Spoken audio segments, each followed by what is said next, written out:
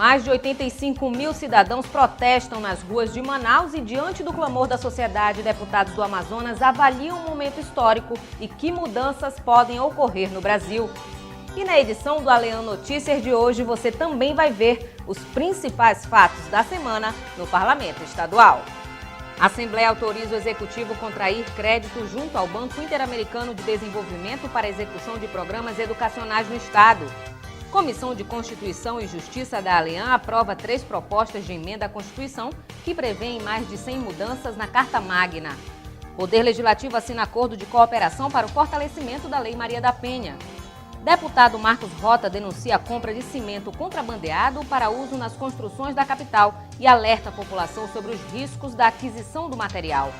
E ainda, presidente da Casa, deputado Josué Neto, quer instituir o Festival Folclórico de Parintins como patrimônio cultural e imaterial do Amazonas. –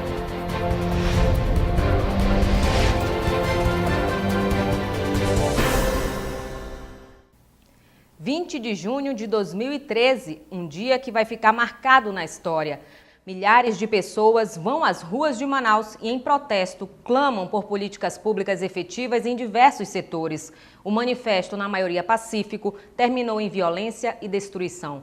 Mas, no marco geral, fica a imagem de cidadãos que lutam por direitos e melhor qualidade de vida. 85 mil pessoas. Esse foi o número divulgado pela Polícia Militar a respeito das manifestações que tomaram conta das ruas de Manaus na tarde e noite de ontem.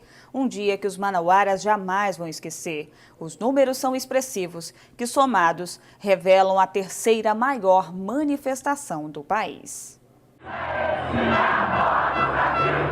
O dia 20 de junho de 2013 ficará marcado na história como o dia em que 1 milhão de pessoas foram às ruas brasileiras reivindicar um Brasil melhor.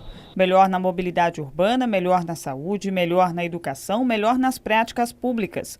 Manaus fez uma manifestação pacífica e teve foco na qualidade do transporte público, bem como nas questões conjunturais nacionais, como o não à PEC 37. Na Compensa, zona oeste da cidade, aproximadamente 5 mil manifestantes se insurgiram em frente à Prefeitura Municipal, forçaram os portões da instituição, jogaram pedras e pau. No resultado final, Manaus vivenciou a 3ª maior manifestação do país e a maior da história do Amazonas, somando 19 adolescentes apreendidos e 11 pessoas presas pela polícia durante o incidente no bairro da Compensa. Mas, na memória do manauara, nada apagará esse dia histórico para a cidadania.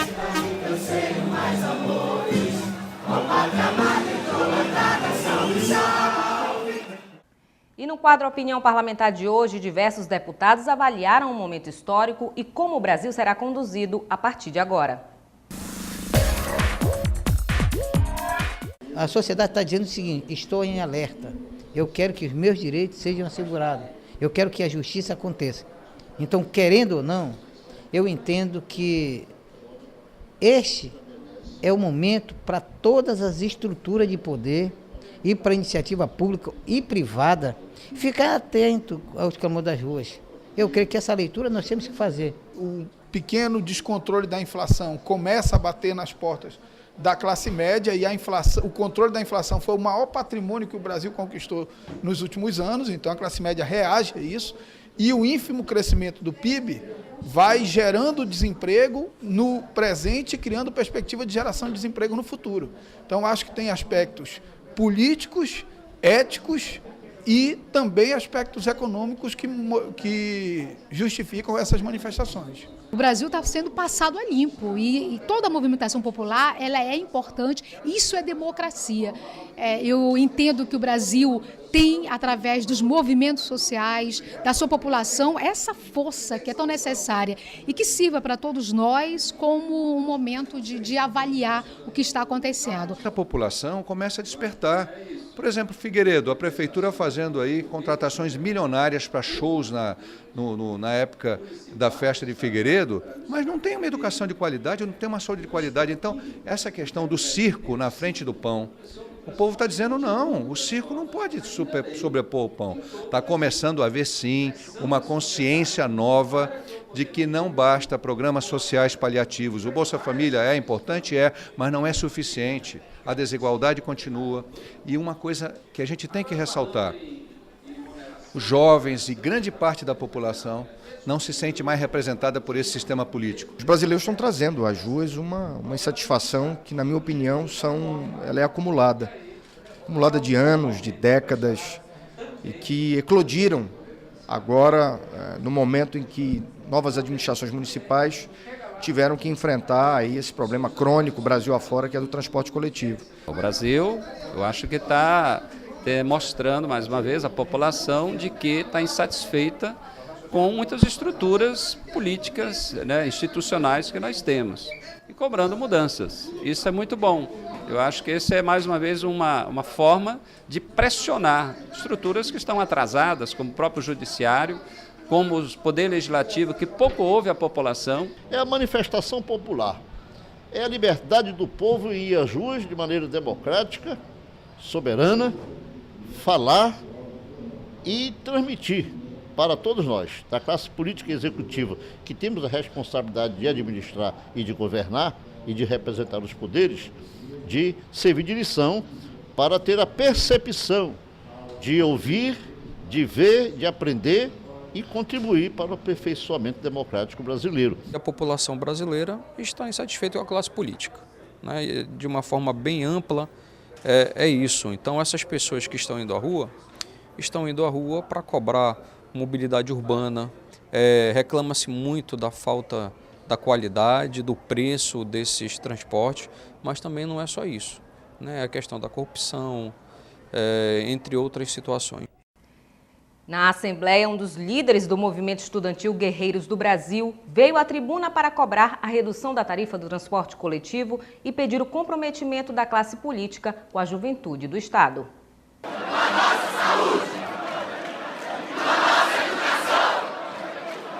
As manifestações que têm tomado conta das ruas e avenidas de diversas cidades do país, como Rio de Janeiro, São Paulo e Fortaleza, voltaram a ser debatidas na Assembleia Legislativa do Amazonas. O líder do movimento estudantil Guerreiros do Brasil, Jean Carlos Ferreira, veio à tribuna cobrar soluções para os problemas enfrentados no Brasil. O principal motivo é a questão do ato contra a redução, que é um ato nacional, contra a redução da tarifa da passagem. A nossa principal reivindicação em relação a essa questão da passagem é o passe livre para o estudante e a redução da tarifa para a população. Nós sabemos a quantidade, os milhões e bilhões que os empresários recebem para estar com o seu transporte público, oferecendo um transporte que é para servir o povo, só que na verdade é totalmente sucateado, é um suporte que não tem segurança nenhuma, é um transporte que denigre até mesmo a imagem das próprias empresas e denigre também o trabalhador que está lá, o motorista, o cobrador. Então nós estamos pedindo nada mais nada menos que o nosso direito em relação ao transporte público de qualidade. Nós temos a questão da PEC 37, que definindo em poucas palavras, é uma pouca vergonha com a população, é uma pouca vergonha com a sociedade. Nós temos a questão também de abordar o direito do estudante, de abordar o direito do cidadão, a questão do sistema de saúde. Já foi casinha, já foi centro de saúde, já foi no o que casa do meu médico e nada muda. Até hoje a população precisa dormir na frente do hospital para tentar ter um atendimento. Então a nossa reivindicação é a questão do transporte, é na questão das políticas públicas para a juventude, é na questão da saúde, é na questão da educação. O movimento que surgiu nas redes sociais e ganhou as ruas tem mobilizado milhares de pessoas. Por esse motivo, o deputado estadual pelo PSD, Marcelo Ramos, destacou que não pode ferir os princípios da democracia.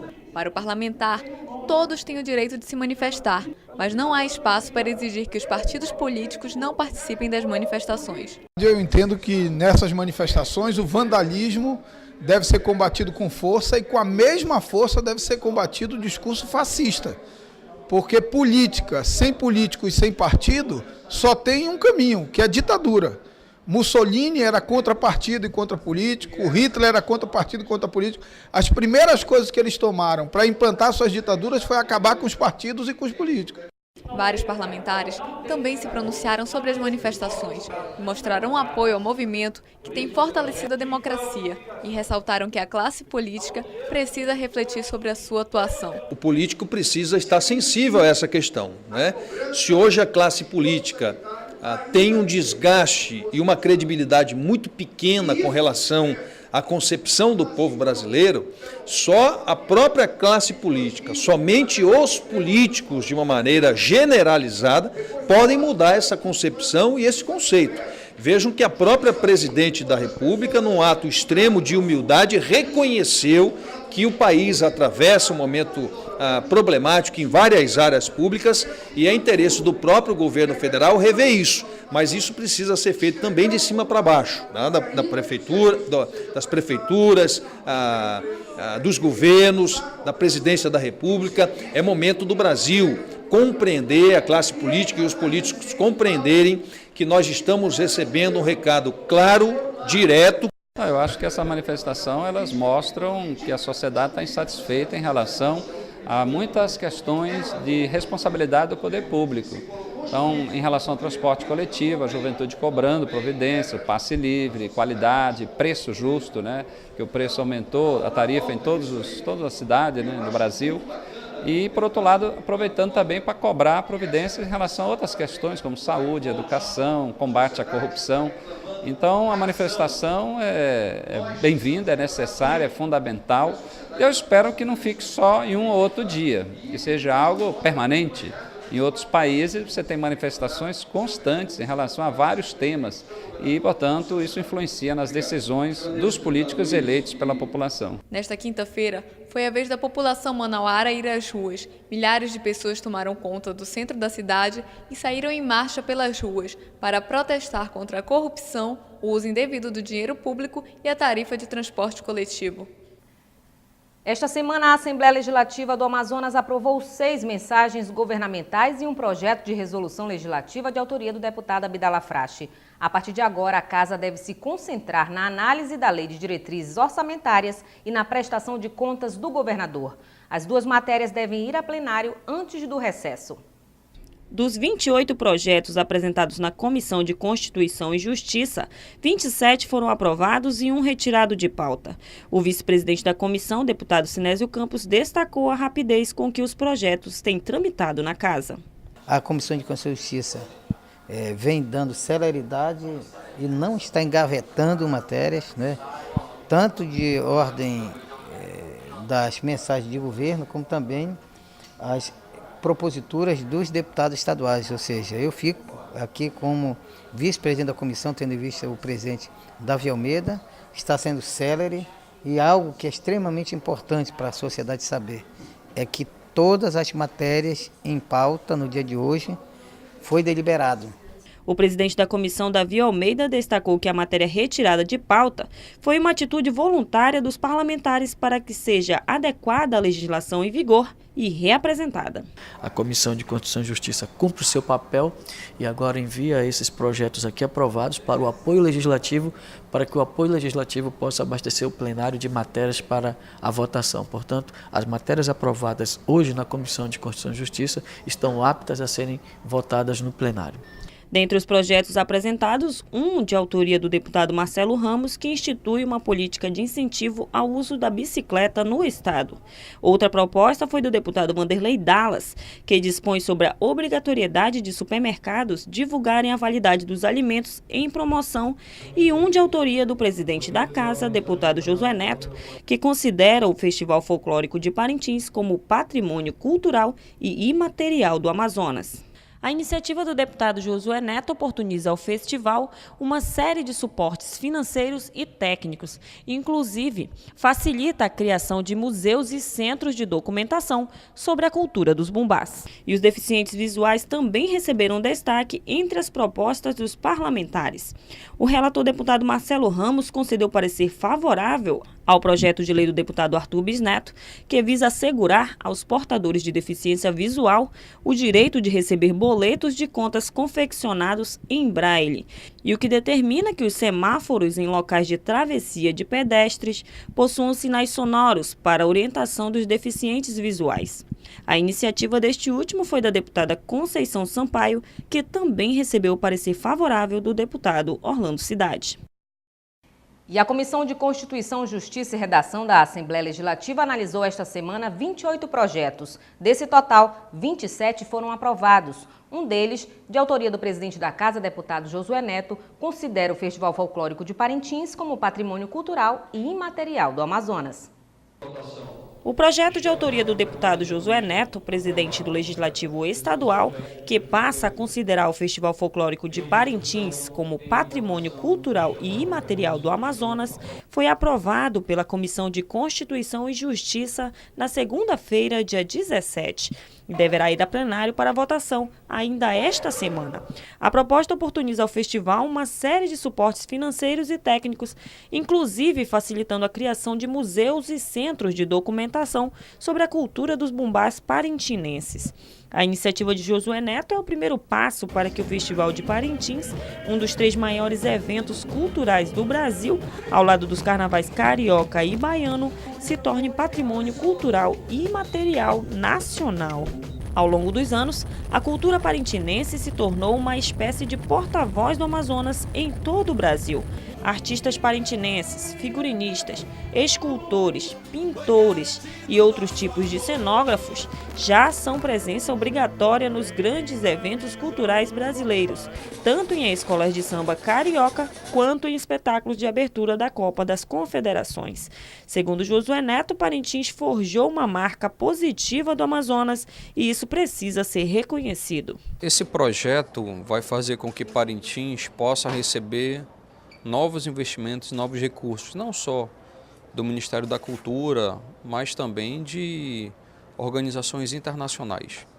Esses recursos, é claro que vão ter uma ação direta de melhoria para o povo de Parintins, não só para os artistas, não só para a grandiosidade do folclore, não só para a grandiosidade do festival, mas também das pessoas que passam o ano todo esperando por aquele momento onde os olhos do Amazonas, do Manauara, dos municípios que moram em torno de Parintins, do turismo nacional que já tem pacotes voltados para Parintins. Na próxima quinta-feira, o presidente da Assembleia terá uma audiência no Instituto de Patrimônio Histórico e Artístico Nacional, o IPHAN, para dar encaminhamento ao processo de patrimônio cultural e imaterial em nível nacional. O artigo 216 da Constituição Brasileira define patrimônio cultural de natureza imaterial como um conjunto de referências à identidade, à ação e à memória dos diferentes grupos formadores da sociedade brasileira, nas quais se incluem as formas de expressão e os modos de criar, fazer e viver. O mesmo artigo, em seu parágrafo 1º, estabelece que o poder público, com a colaboração da comunidade, promoverá e protegerá o patrimônio cultural brasileiro por meio de inventários, registros, vigilância, tombamento e desapropriação e de outras formas de atenção e preservação. A melhoria da qualidade da vida do parintinense. Essa é o que está por trás desse projeto que transforma o Festival de Parintins em patrimônio imaterial e que a gente tem dado aqui a nossa contribuição da forma que a gente pode dentro das nossas possibilidades, nossos limites. O parlamentar considera que a iniciativa, além de conferir maior independência ao festival e aos bumbás, proporcionará maior divulgação dentro e fora do país. No Brasil, são exemplos de patrimônios imateriais culturais o Círio de Nossa Senhora de Nazaré, o frevo, a feira de Caruaru e a roda de capoeira. E a comissão mista avança no trabalho de readequação da Constituição do Amazonas. A CCJ também aprovou 3 propostas de emenda à Constituição que prevêem mais de 100 mudanças na Carta Magna. A presidente da comissão especial que trata da revisão, deputada Conceição Sampaio, destacou as alterações. A deputada Conceição Sampaio destacou que as PECs são resultados do trabalho da comissão mista que, no ano passado, iniciou o levantamento geral para adequação da Constituição do Amazonas ao texto da Constituição Federal. São mais de 100 sugestões e 60 artigos revisados, apresentados em 3 propostas, o que inclui a alteração de 273 artigos. De acordo com a parlamentar, por determinação do presidente da Assembleia, deputado Josué Neto, a Constituição do Estado será entregue no mês de outubro, totalmente adequada, e afirmou ainda que já foi dado início à segunda fase dos trabalhos, que consiste na verificação das 8 propostas apresentadas pelos parlamentares.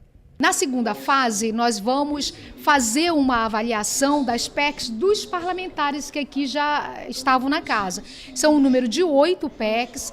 Nós tivemos ontem um questionamento à Procuradoria daqui desse poder, justamente porque somente quem pode dar a admissibilidade de uma matéria e apontar sua constitucionalidade ou não é a CCJ. Então, o que nós estamos fazendo? Nós estamos remetendo no dia de hoje as 8 PECs para a CCJ. Tivemos a conversa já com o presidente deputado Davi Almeida. Nós faremos o encaminhamento para que a própria CCJ possa dizer se aquela matéria proposta através da PEC é ou não constitucional. Entre as mudanças sugeridas pelas PECs estão a retirada do termo voto secreto para cassação de mandato e a possibilidade da ALEAN suspender por 45 dias os efeitos de decisões judiciais em processos dessa natureza. Outra alteração é a inclusão da prioridade para idosos e portadores de doenças crônicas no pagamento de precatórios, valores resultantes de decisões judiciais. A maioria das mudanças já estão previstas na Constituição Federal. Ao atender a um requerimento do deputado estadual Marcos Rota, do PMDB, técnicos da Assembleia Legislativa do Amazonas apresentaram na manhã desta sexta-feira ao próprio parlamentar um relatório sobre a avaliação das leis estaduais dos últimos 40 anos. Mais detalhes com a repórter Priscila Sena. Conforme o relatório, apenas 2.246 foram consideradas regulares, 109 foram revogadas, 1.967 consideradas caducas e 46 apresentaram conflitos de competência com outra esfera legislativa. A iniciativa para a revisão das leis foi do deputado Marcos Rota, que afirmou que levará o resultado para a mesa diretora da Casa para que seja avaliado. O parlamentar afirmou ainda que o levantamento irá proporcionar ao Poder Legislativo Estadual a criação de um acervo eletrônico que deverá atender à demanda da CCJR da Assembleia, dos deputados e da sociedade. Priscila Sena para o ALEAN Notícias. Deputado Sinésio Campos vai a Inhamundá e debate com comunitários os benefícios da exploração da silvinita. E mais, no município de Manacapuru, moradores relatam os problemas na segurança pública. Essas e outras notícias você confere no próximo bloco.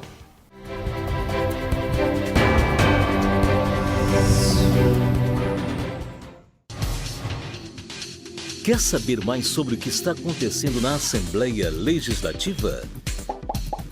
Acompanhe seu deputado também pelo site, onde você encontra a agenda de eventos, notícias do parlamento e muito mais. Acesse www.alean.gov.br. Assembleia Legislativa, cuidando da nossa gente.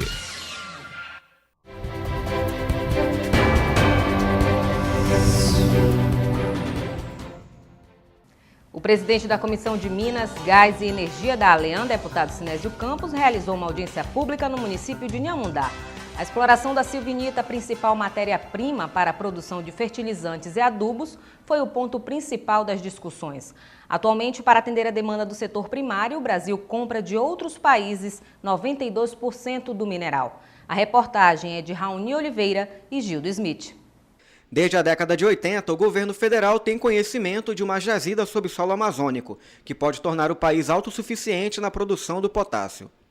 Agora, o presidente da Comissão de Minas, Gás e Energia da Assembleia Legislativa, deputado Sinésio Campos, está articulando junto ao governo e municípios envolvidos a viabilidade da extração do mineral. A iniciativa privada já deu o primeiro passo. A empresa Potássio do Brasil anunciou investimentos da ordem de 2 bilhões de dólares para a extração do mineral em Autazes. A ideia do deputado é levar este tipo de investimento financeiro e geração de emprego para outros municípios do interior do estado. Esta é a primeira audiência pública realizada aqui em Inhamundá para discutir a exploração do mineral. De acordo com o deputado Sinésio Campos, o projeto Potássio Amazonas faz parte da pauta de discussão do governo federal e estadual e deve sair do papel a partir de 2018. Sinésio destaca que o momento é ideal para esclarecer as populações envolvidas sobre os benefícios da extração mineral para o estado. Que é uma preparação e, sobretudo, também, vindo juntamente conosco, as secretarias de Estado, o governo do Estado presente, o parlamento estadual, os órgãos que dão licenciamento ambiental, para que a população tome conhecimento. Eu entendo que o Amazonas, que tem há 46 anos o Polo Industrial de Manaus, a Zona Franca de Manaus, deve pensar, deve focar em outras direções, em outras oportunidades de emprego e renda. Eu entendo que os nossos recursos naturais, dentre eles o setor mineral, é uma dessas fontes. O deputado Abdala Frache, que também acompanhou a audiência, acredita que o potencial da exploração mineral sustentável deve competir com o polo industrial de Manaus. Não no sentido só de substituição da Zona Franca, mas eu diria de concorrência para que os dois polos possam coexistir, o nosso polo industrial e o nosso polo de mineração também. É a redenção para esse estado, a sobrevivência das futuras gerações do Amazonas. Eu tenho certeza absoluta que nós teremos que nos irmanar cada vez mais nessa luta para que esses projetos realmente saiam do papel e comecem a gerar emprego e renda e trazer dividendos para o bem-estar social da nossa população. Durante a audiência, o diretor-presidente do Instituto de Proteção Ambiental do Amazonas, IPAAM, afirmou que o órgão tem dado atenção especial ao licenciamento do extrativismo mineral. O objetivo é garantir que o meio ambiente seja aliado à produção econômica. Nós já temos um histórico de licenciamento na atividade minerária e um know-how, acumulado ao longo dos 18 anos de existência do IPAAM. Então nós licenciamos a atividade de exploração de petróleo, de gás, a atividade minerária com areia, com seixo, a lavra garimpeira de ouro, o grande empreendimento que é o Pitinga, e agora estamos incorporando o licenciamento da silvinita. Então, nós temos um processo que vai transcorrer com tranquilidade, o processo será dado ampla publicidade, vai seguir os ritos normais dos estudos habituais que são aplicáveis para esse processo. Então, com muita serenidade, muita tranquilidade. E que as pessoas fiquem tranquilas, porque esse controle ambiental o IPAAM certamente terá. A Prefeitura de Amundá espera que, com a possível extração do potássio, o município conquiste a independência financeira. Ela vê com os bons olhos para que o município de Amundá possa realmente se alavancar, possa ter uma atividade econômica, que o município não possa estar dependendo do Estado, não possa estar dependendo do governo federal e possa estar realmente gerando muitos empregos para o nosso Estado e para o nosso município. Segundo dados do Departamento Nacional de Produção Mineral, a reserva de potássio do Amazonas está estimada em mais de 1 bilhão de toneladas, sendo considerada a terceira maior reserva do planeta. A extração do mineral pode beneficiar os municípios de Nova Olinda do Norte, Itacoatiara, Borba, Altazes, Silves, São Sebastião do Atumã, Maués, Urucurituba, Urucará, Itapiranga e Amundá. Falta de infraestrutura nas ruas, de segurança pública e ainda problemas estruturais em escolas. Essa é a realidade da comunidade caviana no município de Manacapuru. Em audiência realizada pelo deputado Cabo Maciel, os problemas foram relatados pela população. A comunidade de Caviana pertence ao município de Manacapuru. Para chegar até aqui, só por via fluvial da cidade das Cirandas até a localidade, são 2 horas de viagem. Na semana passada, a vila completou 100 anos de existência e atualmente vivem aqui 342 famílias. A Escola Estadual Januário Santana, única da comunidade caviana, oferece os ensinos fundamental e médio. Aproximadamente 400 alunos estudam na instituição de manhã e à tarde. Além de Caviana, moradores de outras 5 comunidades adjacentes também frequentam a escola. 13 professores lecionam na unidade. O deputado pelo PR, Cabo Maciel, esteve na localidade e visitou a instituição de ensino. Alguns problemas de infraestrutura foram constatados pelo parlamentar. O forro do refeitório não foi concluído e ameaça desabar. O esgoto está entupido. A fiação elétrica está exposta e nos banheiros faltam torneiras nas pias. Segundo a gestora da escola, solicitações para resolver esses problemas já foram enviadas para a coordenadoria da Secretaria de Estado de Educação em Manacapuru. Todo ano a SEDUC ela faz um levantamento e nós solicitamos já a parte hidráulica, a parte elétrica. Todos os anos a SEDUC ela é muito cuidadosa com relação a isso. E aí a gente fica esperando que haja um retorno, né? Todos nós, todo ano, nós fazemos, todos os gestores de todos os municípios do estado, eles fazem a mesma solicitação. Cabo Maciel também foi até a unidade de saúde. No local, são realizados atendimentos básicos e exames como de dengue e malária. O médico que trabalha na unidade atende também a outra localidade. Uma semana sim e uma semana não. Na semana que a gente está aqui trabalhando, a gente dá assistência para essas duas comunidades, ficando metade da semana numa comunidade e a outra metade na outra comunidade. A gente faz o serviço básico de acordo com a infraestrutura que o local oferece, né? É para ser feita uma estratégia de saúde da família, então atendimento básico com os hipertensos, com os diabéticos, pré-natal de baixo risco e as doenças mais comuns do dia a dia que a gente acaba atendendo aí a comunidade, né?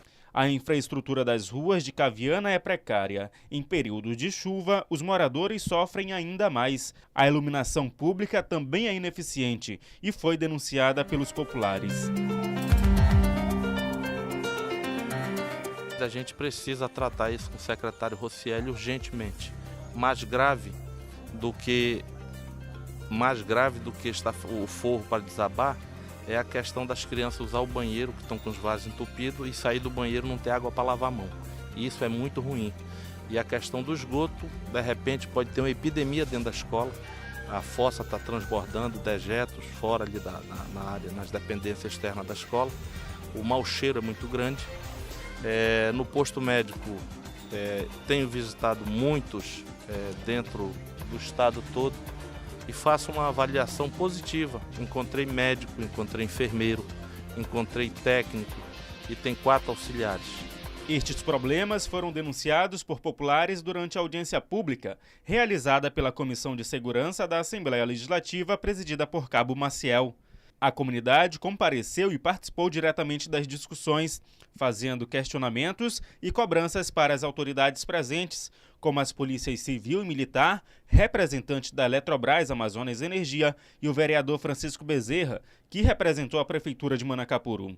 Apesar de o encontro ter sido promovido pela Comissão de Segurança, diversos assuntos foram abordados. Alguns comunitários questionaram sobre a liberação da quadra poliesportiva da comunidade, administrada pela escola, para a prática de esporte. Segundo os populares, a direção do colégio começou a limitar o uso do ginásio. Nós, como jovens que lutamos pelo nosso direito, deveríamos estar fazendo por aí qualquer outra coisa, além de estar praticando esporte. Estamos nos preparando fisicamente para servir um quartel, alguma coisa assim, além de estar no mundo das drogas. Então, acho que ao secretário de Educação, as autoridades que estejam por trás dessa situação, que possam fazer por nós o que já solicitamos muitas vezes. Então, solicito que tenhamos uma resposta o mais breve possível, porque tem muitos jovens se perdendo, revoltando, já pincharam a quadra, quebraram a escola. Então é isso, enquanto poderiam estar aqui praticando esporte, estão fazendo o que não deve. Também foi entregue ao deputado Cabo Maciel um abaixo-assinado com mais de 300 assinaturas. Eles pedem a saída da gestora da escola, Januário Santana. Muitas pessoas denunciaram a falta de segurança. Os participantes cobraram um reforço no policiamento, que hoje é feito por escala. O subcomandante do Batalhão da Polícia Militar de Manacapuru prometeu amenizar o problema. Mais segurança, né? Principalmente nos finais de semana em que as pessoas vão se divertir, estão mais eufóricas nos bares. Então, a gente está aí para contribuir com a comunidade e, da mesma forma, nós pedimos que a comunidade contribua com a polícia, nos trazendo informações sobre segurança pública. O delegado da Polícia Civil de Manacapuru retornará a Caviana para investigar o tráfico de drogas na localidade e precisa do apoio da população. Aqui a gente vai levantar, em especial, as pessoas que estejam envolvidas em crimes de furto, em crime de tráfico de droga, e no segundo momento a gente vai procurar prender essas pessoas. Cabo Maciel fez uma avaliação positiva da audiência. A população se manifestou, houve uma cobrança muito forte por parte da gestora da escola aqui da comunidade. Tem ela está muito fragmentada, a comunidade quer o afastamento dela, mas nós vamos fazer as coisas com responsabilidade. Vou marcar uma reunião com o secretário de Educação, professor Rocieli, e vou levar uma comissão de moradores da vila de Caviana até o secretário para que ele possa ouvir da boca desses comunitários essas reivindicações e entregar em suas mãos um relatório com áudio e vídeo para que ele possa ter o embasamento da audiência pública. Cabe agora cada um fazer sua parte. A Comissão de Segurança, na nossa pessoa, vamos fazer todos os encaminhamentos e a gente espera ter um retorno positivo por parte da SEDUC, principalmente, da própria Polícia Militar e Polícia Civil. Essa foi a 34ª audiência pública realizada pela Comissão de Segurança. Investigações feitas pela Polícia Federal no Estado, acompanhada pelas Comissões de Defesa do Consumidor e de Mineração da Assembleia Legislativa, apontam que parte do cimento utilizado em obras na capital amazonense saiu de remessas contrabandeadas. Aproximadamente 7.000 sacos de cimento foram apreendidos pela polícia. O deputado Marcos Rota alertou a população sobre os riscos de comprar o produto de forma ilegal.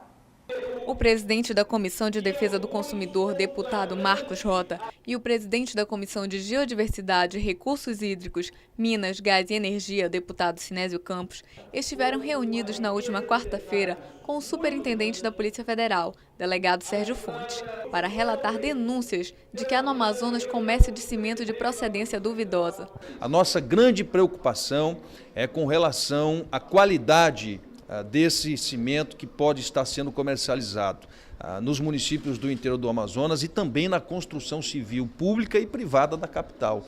Manaus está vivendo um boom da construção civil e nós não podemos perder de vista que esse cimento possa estar sendo adquirido, misturado a outro cimento de outra qualidade e utilizado na construção civil, que pode comprometer a qualidade desse produto. Nós temos aqui relatos e informações que mostram que grande parte desse produto que está sendo comercializado no estado do Amazonas, ele foge aos padrões técnicos, foge às normas técnicas, foge ao controle do Instituto Nacional de Metrologia, que é o Inmetro, foge às especificações, inclusive da própria associação que representa os fabricantes de cimento no país.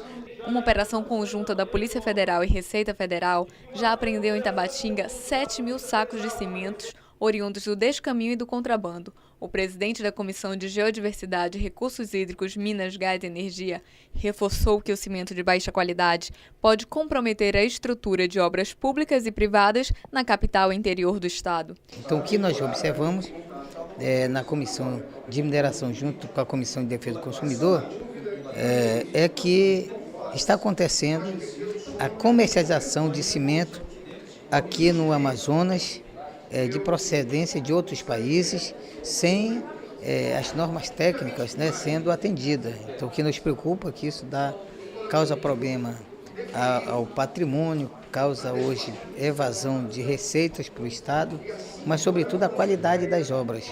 Eu entendo que o mercado da construção civil está aquecida, mas quando se trata do cimento, que é uma base extremamente importante para a construção civil, quando tem cimentos vencidos de má procedência, é algo que nos preocupa.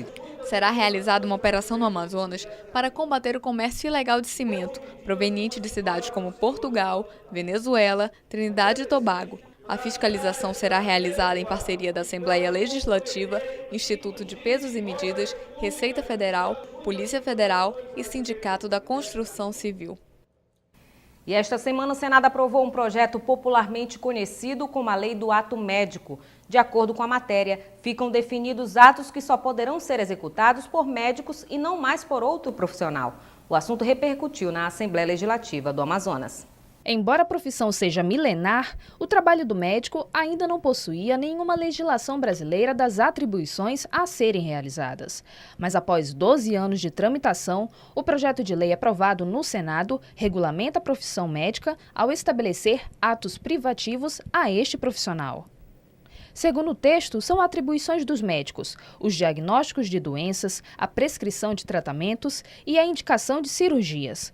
Para o presidente do Sindicato dos Médicos no Amazonas, o ginecologista Mário Viana, a aprovação do projeto vai trazer melhorias no atendimento médico à população. E isso significa que nós teremos mais qualidade na saúde, no momento em que se define quem é o responsável pelos diagnósticos, pelos tratamentos das doenças que afetam os seres humanos. Então, eu acredito que com isso nós vamos poder definir muitas coisas, ficar mais do que comprovado e sedimentado que a presença do médico nas equipes de saúde é fundamental, né? E aqui queremos dizer que as demais profissões da saúde são tão importantes quanto a nossa, né? E que nós queremos agora, num novo momento, cada vez mais solidificar uma saúde de qualidade para o povo brasileiro. A proposta segue agora para a sanção da Presidente da República, mas ela levantou uma série de discussões, pois muitos diagnósticos e prescrições que atualmente são feitos por enfermeiros, por exemplo, agora só poderão ser feitos por médicos. Além disso, vai implicar no aumento da demanda, uma vez que será imprescindível a presença desse profissional em todas as equipes de saúde, até as mais básicas, como as que atendem nas casinhas. Com a necessidade de mais médicos, volta a discussão quanto à contratação daqueles que se formaram fora do Brasil, pois além da quantidade na capital não ser suficiente, ainda tem a dificuldade de manter esse profissional nos municípios do interior. Para o deputado Belarmino Lins, a questão ainda vai levantar muitas discussões no parlamento estadual. Não há o reconhecimento da sua legitimidade profissional no país. De tal forma que esse assunto demandado mais com a ausência de profissionais de saúde, tanto nas capitais brasileiras como também no interior, isso tem buscado uma atenção maior dos parlamentares no sentido de oferecerem contribuição e também buscarem soluções para os problemas que afligem a prestação da assistência médica. Com o objetivo de encontrar mecanismos para resolver o problema da falta de médicos no interior, o deputado Belarmino Lins e o presidente do Sindicato dos Médicos, Dr. Mário Viana, reuniram-se na Assembleia Legislativa e decidiram criar um grupo de trabalho para discutir a questão. 4 agências bancárias na zona centro-oeste de Manaus foram alvo de fiscalização por iniciativa da Comissão de Defesa do Consumidor da ALEAN, em parceria com outros órgãos do Estado. Uma delas foi multada em R$25 mil por descumprimento a uma lei de autoria do deputado Marcos Rota. A lei, promulgada em maio deste ano, diz que o tempo máximo para o atendimento é de 15 minutos em dias normais, 20 minutos às vésperas e após os feriados prolongados e 25 minutos nos dias de pagamento de servidores públicos municipais, estaduais e federais. O objetivo da fiscalização é verificar se a legislação conhecida como a Lei das Filas é respeitada pelas agências bancárias. Desta vez, a fiscalização percorreu 4 bancos localizados no bairro Alvorada, zona centro-oeste de Manaus. Os 4 cumpriam o tempo estipulado. Porém, o artigo 3º, que especifica que as agências bancárias são obrigadas a divulgar o tempo máximo de espera para atendimento em local visível e acessível ao público, por meio de cartaz com dimensão mínima de 60 centímetros de altura por 50 centímetros de largura, não foi cumprido nesta agência do Banco Bradesco. O Procon do Amazonas lavrou um auto de infração e multou em R$25 mil a agência. Isso é uma prova que a Lei 139 do deputado Rota está surtindo um efeito e os bancos estão se adequando, né? Adequando em função de... Antigamente nós fazíamos fiscalização em 4 bancos, todos eram autuados. Hoje não. As agências estão se adequando, estão cumprindo o que determina a Lei 139 e sempre que o consumidor precisar denunciar, denuncie para o PROCON, denuncie para a Comissão de Defesa do Consumidor, que serão fiscalizados. A Defesa do Consumidor da Assembleia Legislativa continua com essa parceria, né, com o PROCON e o DECON, fiscalizando os bancos. Na nova Lei 139/2003, que diz que o tempo da fila e tem que ser bem atendido mais rápido. Em uma próxima fiscalização, se forem encontradas irregularidades, a agência do Bradesco poderá ser multada em R$50 mil pela segunda reincidência. A agência tem 10 dias para recorrer da multa aplicada. A Assembleia Legislativa assina acordo de cooperação para o fortalecimento da Lei Maria da Penha. E ainda, deputado estadual Luiz Castro recebe na Assembleia o título de cidadão do Amazonas. É a seguir no próximo bloco.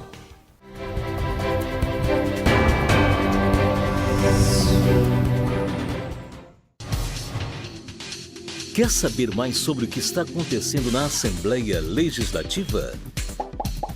Acompanhe seu deputado também pelo site, onde você encontra a agenda de eventos, notícias do parlamento e muito mais. Acesse www.alean.gov.br. Assembleia Legislativa. Cuidando da nossa gente.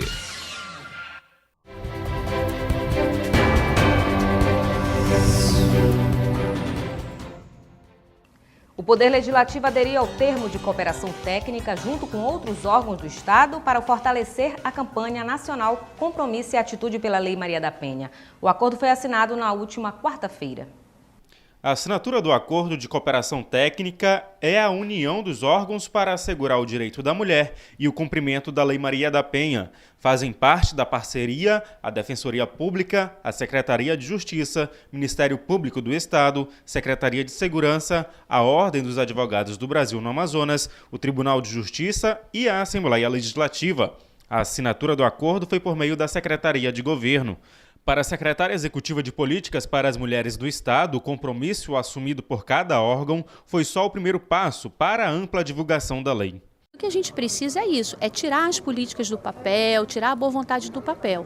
O primeiro ato já está sendo feito nesse momento, de 19 de hoje até o dia 22, nós estaremos no Manaus Plaza Shopping com um evento público que é mostrando para a população o que cada instituição dessa que assinou o termo, qual o papel de cada instituição nessa rede.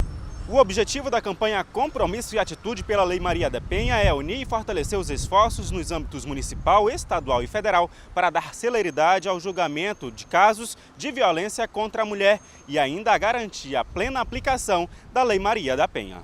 Agora, um dos passos também da campanha Compromisso e Atitude é fazer com que aqueles processos que são processos de homens que vitimizaram mulheres, que eles tenham mais celeridade, que eles venham a ser julgados e que eles tenham a punição correta, seja dada a punição correta a esses agressores. Essa é a maior divulgação que nós podemos dar à Lei Maria da Penha.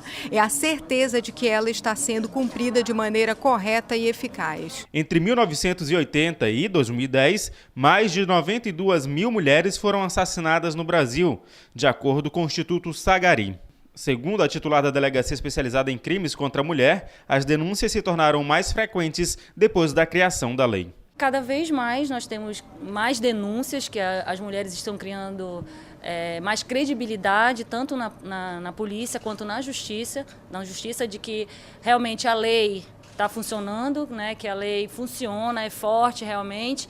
Então, essa credibilidade está fazendo com que as mulheres denunciem cada vez mais. Para o presidente do Tribunal de Justiça do Amazonas, desembargador Ari Moutinho, o Poder Judiciário no Estado vai dar todo o suporte para a celeridade no julgamento dos processos. Hoje mesmo eu estou assinando uma portaria ampliando a competência de um talentoso e brilhante magistrado para responder cumulativamente na vara da Maria da Penha, para que as ações lá sejam mais rápidas, mais assim, emergenciais, as soluções.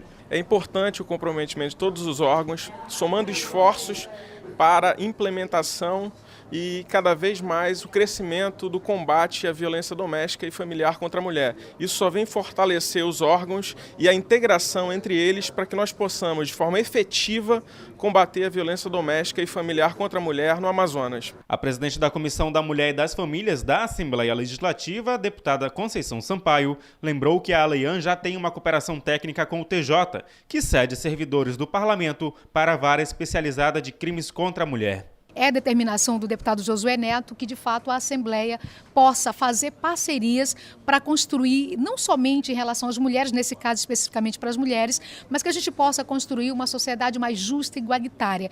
É nesta luta que a Casa do Povo está engajada. Vai ser elaborado ainda um plano de trabalho com atividades específicas para serem executadas em um ano. A Rede de Educação Cidadã foi homenageada na Assembleia pelos 10 anos de atividades. A Recide atua junto a movimentos sociais. A autoria da homenagem foi do líder do Partido dos Trabalhadores na Assembleia Legislativa, deputado José Ricardo. Além de Manaus, a Rede de Educação Cidadã realiza trabalhos nos municípios de Iranduba, Careiro Castanho, Itacoatiara, Silves, Itapiranga, São Sebastião do Atumã, Maués, Boa Vista do Ramos, Barreirinha, Parintins e Inhamundá. O movimento também está presente em todos os 26 estados do Brasil e no Distrito Federal. A Recide surgiu do antigo Talher do programa Fome Zero. O objetivo é atuar junto aos movimentos sociais e populares do campo e da cidade, tendo como princípio o projeto de educação popular, construindo rede de saberes e conhecimentos. As líderes da rede no estado e do Brasil foram homenageadas. 10 anos, como eu disse na plenária, é uma menina ainda, né? Precisa com que o poder público olhe mais para essa menina, seja mais voltado para a educação, a cidadania do nosso povo, para que a gente possa juntos e juntas avançar. Ela retoma, né, o trabalho de educação popular, né, o trabalho de base, contribuindo aí com o trabalho de base, com a organização social, no sentido de que as pessoas que estão nos lugares mais distantes, que é onde ela atua, tanto no campo rural como na cidade, principalmente olhando aí para as periferias, no sentido de que as pessoas elas possam ser protagonistas de sua história. Para o deputado José Ricardo, a Recide trabalha ainda no fortalecimento e formação de líderes com associações de moradores, movimentos populares e pastorais. Nós temos políticas do governo federal, do próprio governo do estado, municipais, e muitas vezes, a maior parte delas que depende de recurso público, não havendo acompanhamento, não havendo, vamos dizer, a presença, a participação da sociedade, do cidadão, elas não acontecem, elas não têm resultado desejado. E a rede da educação cidadã tem um pouco esse simbolismo de ajudar, fazer com que as pessoas abram os olhos, despertem e comecem a participar ativamente. A homenagem foi no plenário Rui Araújo. Pouca idade, mas com consciência política de gente grande e vontade de mudar o mundo. Assim foram as impressões deixadas na Assembleia Legislativa pelos deputados do Parlamento Jovem. As atividades do programa já terminaram, mas o aprendizado é para toda a vida. Assim relata Dalet Cantanhede, que presidiu o parlamento na edição de 2013. Por ser bastante prestativa e estudiosa, se destacou. Conheça mais sobre esta jovem que vivenciou por alguns dias a vida de um deputado. Essa é uma das principais atividades de Dalet Cantanhede Araújo, a estudante que participou e foi presidente do Parlamento Jovem em 2013. Durante pelo menos 3 horas por dia, Dalet se concentra diante dos livros ou do computador para estudar. E não é somente porque ela é aluna de colégio militar. Dalet tem um grande sonho. Durante muito tempo na minha vida, eu sempre quis ser juíza, porque meu pai é advogado, então isso sempre me influenciou de certa forma. Mas de uns tempos para cá eu tenho me interessado muito por outros idiomas, línguas. Então eu decidi que eu quero fazer a faculdade de tradução e quero ser uma tradutora. Eu pretendo estudar na faculdade Brigham Young, no estado de Idaho, nos Estados Unidos. Por ter esse objetivo, Dalet já está há 2 anos se dedicando também ao curso de inglês. Eu gosto muito de assistir coisas em inglês, porque assim, eu gosto muito mesmo de inglês. Eu me considero, eu sou uma pessoa autodidata, então eu só comecei a fazer curso de inglês há 2 anos atrás, mas eu já consegui entrar no nível intermediário, porque quando eu assisto os filmes, quando eu ouço música, eu procuro assim aprender por que a estrutura da frase é daquele jeito, aprender as palavras. Os pais de Dalet sempre foram grandes incentivadores para o bom desempenho nos estudos. Além dela, Dona Rosilene e seu Jean têm mais 2 filhos. Todos cresceram com a ideia de que o estudo tem que ser um hábito diário. Eu conheço pais que têm filhos que, período de prova, o filho não sai para lugar nenhum, porque tem que ficar trancado, estudando e tal. Não, eles estudam sempre, todos os dias, para que justamente no período de prova eles não precisam estar correndo, se matando. Porque acho que estudo é isso, né? Não é estudar no dia da prova, é antes, é se preparar. Eu tenho dito para eles, né, que o conhecimento é a chave das oportunidades. Em casa, desde pequeno, eu criei meus filhos com um sistema muito simples de estudo, né? 3 horas de estudo além do tempo na escola. Ou seja, quando eles estudavam pela manhã, à tarde de 2 às 5.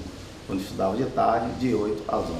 Sempre ensinei para eles que fazendo isso, renderia para eles no final da semana mais 3 dias de estudo. Como se a semana deles, ao invés de 5 dias, tivesse 8 dias de estudo. Mas além dos estudos, Dalet gosta de praticar esportes como vôlei e natação. Além disso, frequenta a Igreja de Jesus Cristo dos Santos dos Últimos Dias. Ela e a família são naturais de São Luís, no Maranhão, e eles se mudaram para o Amazonas no início deste ano. A jovem conta como foi difícil se adaptar à região, principalmente pelas questões climáticas. No começo foi um impacto mais assim, eu diria climático, porque São Luís é uma ilha, então é ventilado por causa da brisa do mar também, né? Aqui é mais abafado, é mais quente, né? Úmido também. Esse foi assim meu maior impacto, mas eu gostei muito daqui porque os amazonenses, eles são bem carismáticos, eles são hospitaleiros e eu me senti em casa com muita facilidade aqui. A oportunidade de participar do programa Parlamento Jovem foi uma surpresa para a estudante, já que ainda é novata na escola. Eu fiquei muito feliz porque assim, eu sou novata no colégio, né? Então para o pessoal já depositar tanta confiança em mim é uma coisa muito gratificante, saber que eu consigo passar essa imagem de confiança, que as pessoas podem confiar em mim que eu vou conseguir fazer direito. E após participar do programa, Dalet afirma que muita coisa mudou, principalmente a visão sobre a política. Mudou assim mais a minha concepção sobre a política, né? Porque a gente sempre pensa que a política é uma coisa que não tem saída, mas o parlamento ele mostra pra gente que não é bem assim. As coisas elas têm todo um processo, você não pode simplesmente chegar com uma ideia e vou criar uma lei que define isso e aquilo, não, tem todo um processo, tem que ver se é constitucional, quem que vai beneficiar, se é uma coisa que realmente vai ter um efeito positivo na vida das pessoas. Mesmo com a compreensão sobre o cenário político, Dalet garante que não pretende seguir carreira. Todos nós devemos ter realmente a consciência e o senso crítico da importância que é a política na nossa vida, porque não há como a gente permanecer vivendo num país sem se incomodar. Que a partir do momento que a gente fica na passiva, a gente não se incomoda, a gente aceita que as coisas injustas aconteçam. Eu acho importante a política, mas eu não pretendo seguir uma carreira política. Mas essa foi uma oportunidade ímpar na minha vida e jamais trocaria isso de forma nenhuma, mesmo não querendo seguir essa carreira. Com tanto talento e muita dedicação, em breve todo esse esforço será recompensado e logo veremos essa estrela brilhar.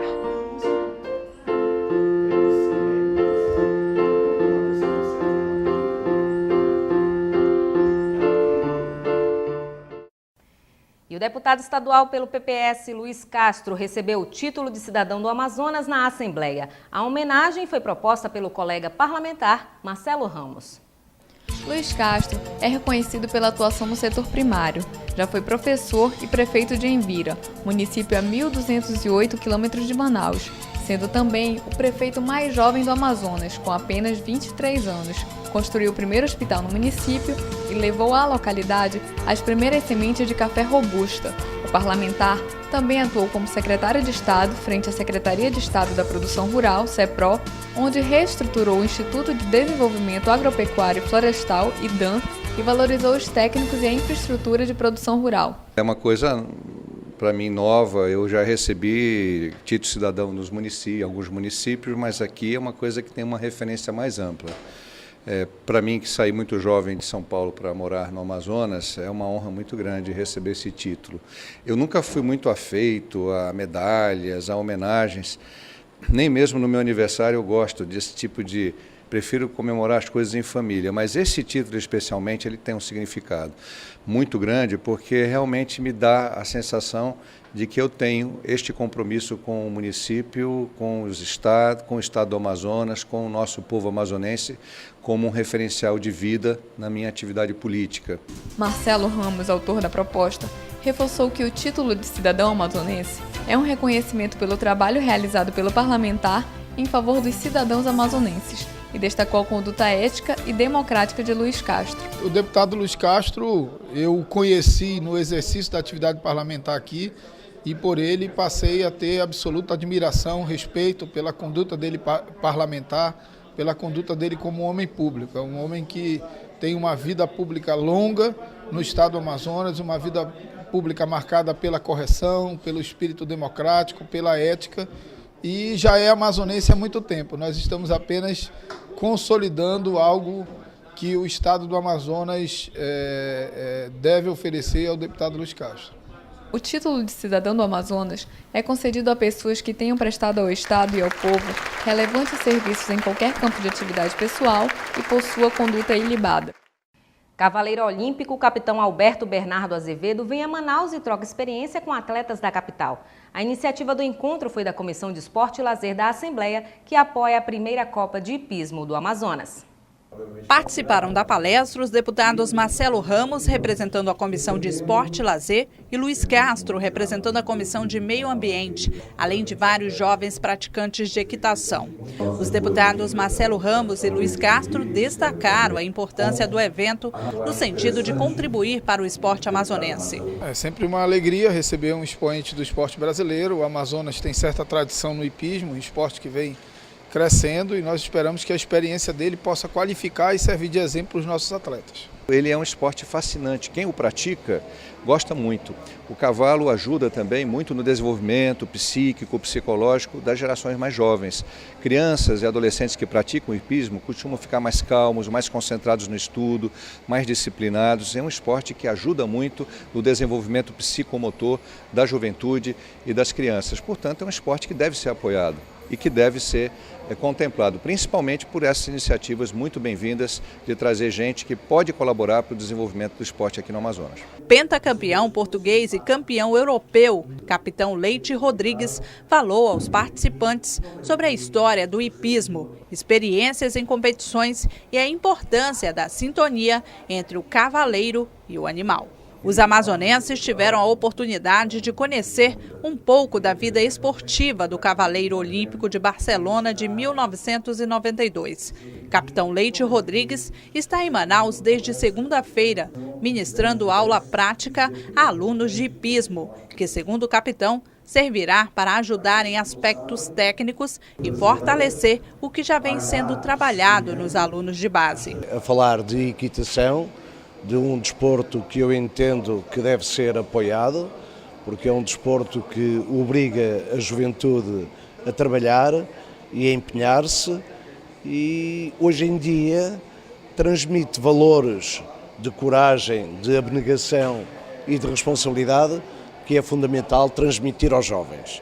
Como eu estive em Barcelona e como vai haver as Olimpíadas aqui no Brasil, a minha vinda aqui, ao fim e ao cabo, traduz em transmitir um bocado da minha vivência em Barcelona, nos Jogos Olímpicos. A estudante Luísa Odete Reveduti tem 12 anos e pratica hipismo há 2 anos e meio e definiu a palestra com uma experiência de aperfeiçoamento. Ele me ensinou a fazer muitas coisas, ele me ensinou que eu tenho que ter confiança. Ontem eu caí, ele foi lá, montou minha égua, ele me ensinou, eu fui lá, consegui zerar meu percurso, e eu acho que amanhã, eu tô confiante para amanhã e para sempre, que daqui em diante eu vou ganhar todas as competições. A primeira etapa da Copa Ecos Amazonas será realizada no sábado, no Comando Militar da Amazônia, na estrada da Ponta Negra. As disputas ocorrem das 8 às 11 horas da manhã. O evento é composto de 3 etapas e premiará, ao final da competição, os 3 conjuntos com a maior pontuação, independente de categoria.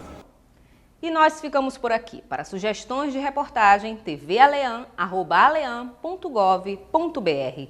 E você acompanha esta edição do Alean Notícias no canal do Poder Legislativo no YouTube. É o canal Alean. Mais informações sobre a atuação parlamentar, acesse o site da Assembleia e nossas redes sociais. Um ótimo fim de semana para você e até a próxima segunda-feira.